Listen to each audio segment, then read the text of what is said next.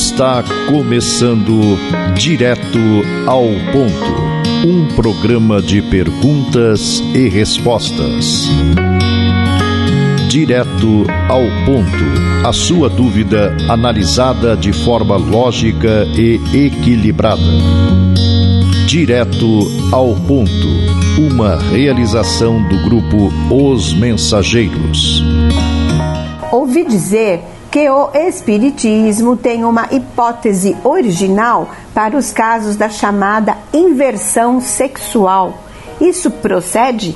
Implicitamente explicado nas respostas às questões 200 a 202 de O Livro dos Espíritos, ampliadas pelos comentários expressos por Allan Kardec, no artigo com que abre o número de janeiro de 1866 da Revista Espírita, sob o surpreendente título As Mulheres Têm Alma, o assunto sempre gera acaloradas discussões. Praticamente um século depois, na interessante obra do espírito André Luiz, Sexo e Destino, editora FEB, 1963. Explicitamente, uma publicação espírita acrescenta mais elementos. 5 anos antes, o mesmo espírito sugeria o surgimento das diferenças essenciais na individualidade em expansão noutro trabalho, Evolução em Dois Mundos, publicado em 1958 também pela FEB. E anos depois, em 1971, e também pelo espírito Emmanuel, tornaria ao tema em Vida e Sexo, publicado em 1971. O curioso é que, além das considerações do personagem principal da narrativa em torno do grupo de criaturas interligadas nos arrastamentos do sexo na cidade do Rio de Janeiro no início da década de 60, no século XX, um prognóstico foi feito, o qual começaria a se confirmar já no início deste milênio, com as mudanças em códigos da legislação de vários países. Acompanhemos o relato de André. Tendo Neves formulado consulta sobre os homossexuais, Félix demonstrou que inúmeros espíritos reencarnam em condições inversivas, seja no domínio de lides expiatórias ou em obediência a tarefas específicas, que exigem duras disciplinas por parte daqueles que as solicitam ou que as aceitam. Referiu ainda que homens e mulheres podem nascer homossexuais ou intersexos, como são suscetíveis de retornar o veículo físico na condição de mutilados ou inibidos em certos campos de manifestação, aditando que a alma reencarna nessa ou naquela circunstância para melhorar e aperfeiçoar-se e nunca sob a destinação do mal, o que nos constrange a reconhecer que os delitos, sejam quais sejam, em quaisquer posições, correm por nossa conta. À vista disso, destacou que nos foros da Justiça Divina, em todos os distritos da espiritualidade superior, as personalidades humanas taxadas por anormais são consideradas tão carentes de proteção quanto as outras que desfrutam a existência garantida pelas regalias da normalidade, segundo a opinião dos homens,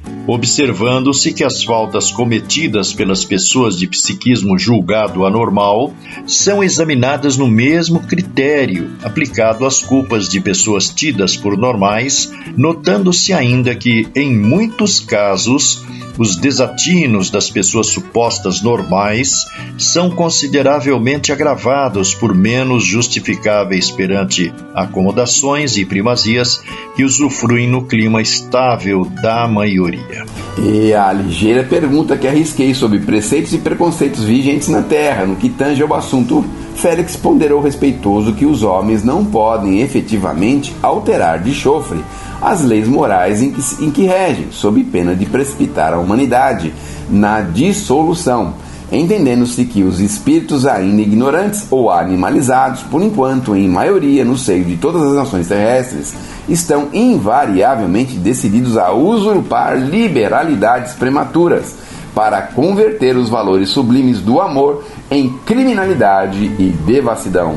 Acrescentou, no entanto, que no mundo por vindouro, os irmãos reencarnados, tanto em condições normais quanto em condições julgadas anormais, serão tratados em pé de igualdade, no mesmo nível de dignidade humana, reparando-se às injustiças assacadas há séculos contra aqueles que renascem sofrendo particularidades anômalas. Isso porque a perseguição e a crueldade com que são batidos pela sociedade humana lhes impedem ou dificultam a execução dos encargos que trazem à existência física, quando não fazem deles criaturas hipócritas com necessidade de mentir incessantemente para viver, sob o sol que a bondade divina acendeu em benefício de todos.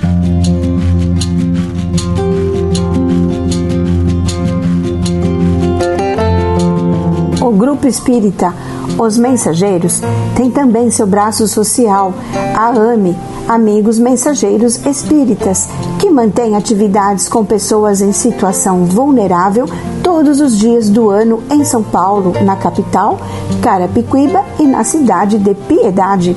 Venha conhecer-nos!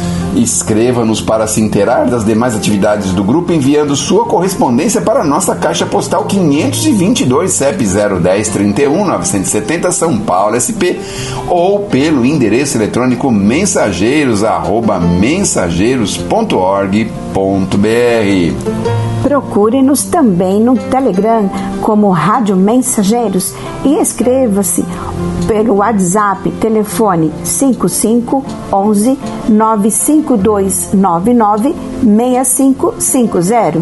A apresentação deste programa foi realizada pelos integrantes da equipe Os Mensageiros. Na próxima semana, mais um Direto ao Ponto.